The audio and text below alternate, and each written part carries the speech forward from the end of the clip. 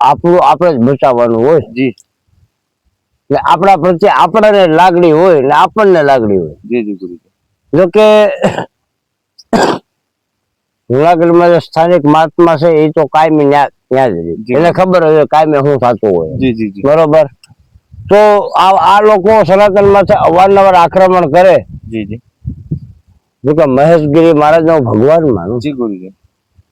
બીજા જે માનતો હોય મારે કઈ લેવા દેવા કોઈ કઈ છે જી ગુરુજી હા મને બધાય માન આપણે બધાય માનીએ હા પણ એની જે આંખ ઉગડીને આ શરૂઆત કરી ને જી ગુરુજી એ મહત્વની વાત છે. જી ગુરુજી સાધુ એક એક થી ચડિયાતા ભેયા જી બાબજી કેવા વાળા કોઈ નથી જી જી બાકી સલાહ આપો ને તો સમજવા વાળા ઘણા છે જી બાબજી એટલે જ હું આંદોલન શરૂઆત કરી ને ઠીક છે આંદોલન તો કર્યું આપણે આવેદન પત્ર આપ્યું જી બાબજી બાકી મને ખબર છે 10 કબાટ ભર્યા કલેક્ટર ઓફિસમાં જી બાબજી પવનના કાગળિયા હતા દશક કબાટ હા 10 કબાટ જી જી પણ ઠીક છે મહેશગીરી મહારાજ ને આપણે કઈ કહેવાય તો નહીં વડીલ છે આપણા હા આપણા પ્રત્યે પ્રેમ છે જી ગુરુજી અને બાકી મને ઓળખે છે જી અને બાપજી આ ઘટના એવું નથી કે થોડાક સમય નથી એવું છે જી તમે ને હું વાતો કરી આપણે આંખ ઉગડી જી ગુરુજી બીજાને નથી ઉગડી આપણે શું કરશું પણ હું તો બધાને ચેતવણી આપું જી આજે તમારે જીવવું હોય તો જી જી તમારી મર્યાદા તમારે સાચવવી હોય તો જી તમારી સંસ્કૃતિ તમારે સાચવવી હોય તો તમારે એકવાર સનાતન તરફ વળવું પડશે વળવું પડશે ને વળવું પડશે. તમે આજે આવી રીતે બીજા છો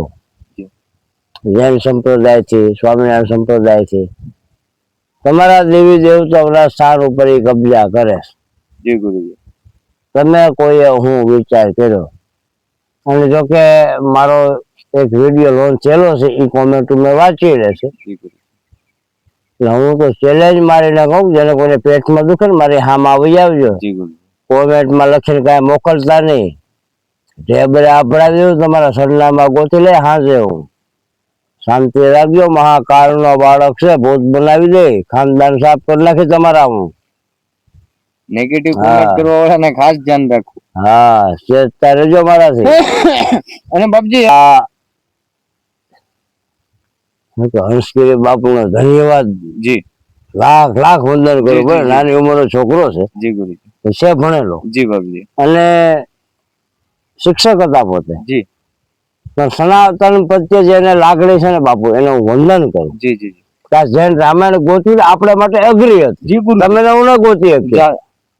જૈન મહાભારત તમે હું ન ગોતી શકીએ જી બાપુ પણ ઠીક છે એની જનતાને હે માં આવો એક હર્ષગીરી લે પણ દુનિયાના પ્રાર્થના કર કે દરેક ઘરે આવા હર્ષગીરી જન્મે જી જી બાપજી કે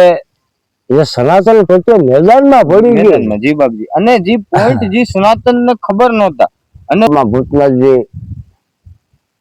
વિશેષ તો શું આપણે કેવું આપણા દુશ્મન છે જી ગુરુજી સનાતનના દુશ્મન હું તો એવું માનું ખાસ કરીને હિન્દુઓ જ છે જી જી ગુરુજી જોકે તમે તો મારા વિડીયો ઘણા જોતા હશો જી બાપજી મુસલમાનના છોકરાઓ મારી સેવામાં હોય છે જી ગુરુજી જોકે